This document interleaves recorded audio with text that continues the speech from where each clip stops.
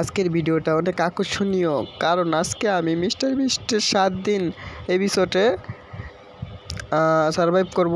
দেখার প্রথমেই mister beast আমাদেরকে বলে দিচ্ছে যে কীভাবে সারভাইভ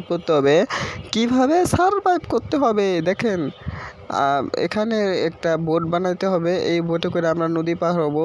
দ্বিতীয়ত, এই যে দেখাচ্ছে আমাদের হাতে কুড়াল দিচ্ছে, একটা কুড়াল দিয়ে আমরা মুরগি কাটতে পারবো, গাছ কাটতে পারবো। তারপর আমাদের ওই যে আমাদের প্লেন সব কিছুই দেখাচ্ছে মিস্টার বিস্ট।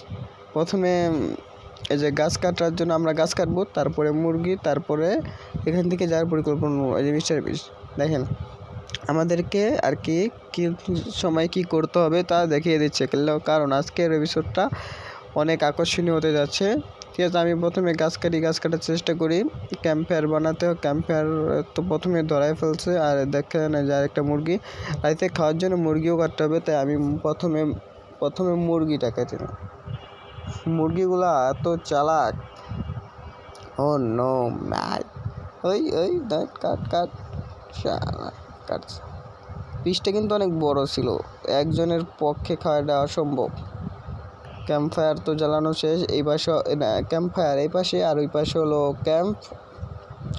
ওই পাশে 3 জনের লিগে 3টা আলাদা ক্যাম্প বানাতে হবে। আপনারা তো দেখছেন মিস্টার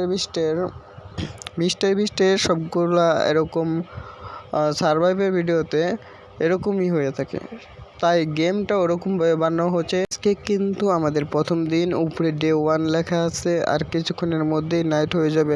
আপনারা নাইটটাও দেখতে পারবেন, নাইটটা অনেক সুন্দর। এই সারভাইভের নাইটটা অনেক সুন্দর। আমি আপনাদেরকে আমার প্লেনটা দেখাচ্ছি, ক্র্যাশটা করেছিল ওই জায়গায়, কিন্তু এসে পড়েছে এই জায়গায়, বুঝলাম না ক্র্যাশ কোন জায়গায় করলো।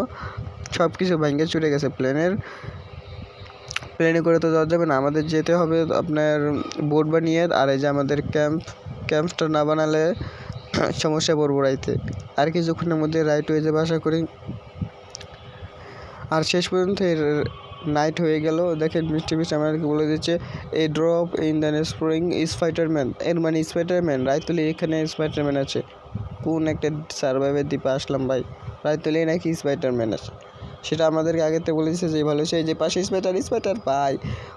স্পাইডারগুলো আমাদের সমান ছিল, তাই তাদেরকে মারা তারা কোনো উপায় ছিল না, কারণ এখান থেকে আমরা ক্যাম্প ফায়ার থেকে দূরে যেতে পারবো না। ক্যাম্প ফায়ারে থেকে তাদের সাথে লড়াই করাতে হবে। ক্যাম্প থাকলে আর এরকম হতো না, ক্যাম্পটা বানাতে হবে। আর যদি আমাদের এই ভিডিওটা ভালো লাগে তাহলে একটা লাইক, সাবস্ক্রাইব দিয়ে পাশে থাকবেন। আমাদের এই চ্যানেলটা তো একদম নতুন, 26টা সাবস্ক্রাইবার আছে মাত্র, আশা করি আস্তে আস্তে অনেক হবে।